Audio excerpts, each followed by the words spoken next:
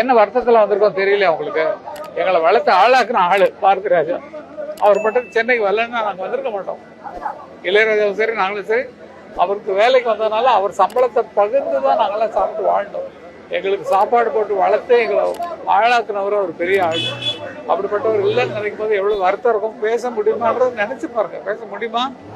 அதை வச்சு பேச முடியுமா? அவரை பற்றி முடியாது.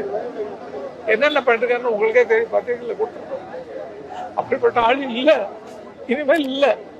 அவர் படைப்பு இருக்கும், அதை பார்த்து சந்தோஷப்படுங்க. உள்ள எங்கள் ஃபேமிலிக்குள்ளே நடக்கிற விஷயத்தெல்லாம் வெளியே சொல்ல தயாராக இல்லை. அதெல்லாம் கேட்கக்கூடாது. அது எங்கள் ஃபேமிலிக்குள்ளே என்னென்ன நடக்கும். அண்ணன் தம்பிக்கு அடிக்க வருவோம், இவங்க ஃபேமிலிக்கு எங்களுக்கு சண்டை வரும். அதெல்லாம் போடாதீங்கோ. இப்போ நான் சொன்னதே போடக்கூடாது. என்னென்னமோ நடந்திருக்கோம். அது தவறுகளை சுட்டி காட்டுறதுக்கு நான் என்ன மாதிரி ஆட்கள், இளையராஜா மாதிரி ஆட்கள் தான் இருக்கிறோம். ஆகவே எதுவுமே நடக்கல, எல்லாம் சுமூகமாக போயிட்டு இருக்கு. நல்ல ஆத்மா நல்லா போயிருக்காரு.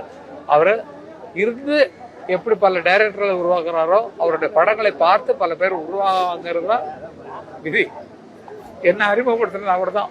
செந்தூர பூவை பாட்டு எழுதி வச்சு என்ன வைரமுத்துவெல்லாம் அறிமுகப்படுத்தினது அவர் தான். இளையராஜாவுக்கு அவருக்கு முன்னாலே நாங்கள் மியூசிக் வந்தோம்னா 16 வயதில் தான் எனக்கு ஃபஸ்ட்டு படம். அதுபடி நாங்கள் ஆரம்ப பிள்ளையார் சொல்லி போட்டு கொடுத்த மகான் இல்லை. ஆத்மா சாந்தி பெற எல்லாரும் வேண்டிங்க.